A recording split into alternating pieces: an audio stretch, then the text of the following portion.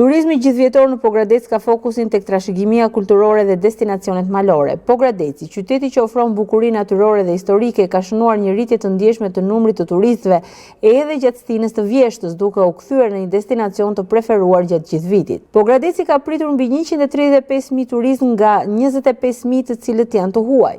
Kjo shifër tregon një rritje prej 10% krahasuar me vitet më parë, duke vendosur Pogradecin si një atraksion turistik të vazhdueshëm.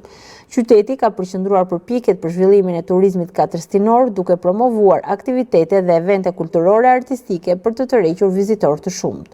Po ashtu, turizmi malor ka gjetur një terren të favorshëm me vizita në atraksionet natyrore dhe historike si Guri Kamjes, varet monumentale të Selcës, bazilika palo-kristiane dhe mozaikët në Linë, liçenet e Lukovës e të tjerë. Zbulimi palafiteve 7600 vjeçare në Linë, po ashtu ja ka shtuar vlerën ofruesve turistik të Pogradecit.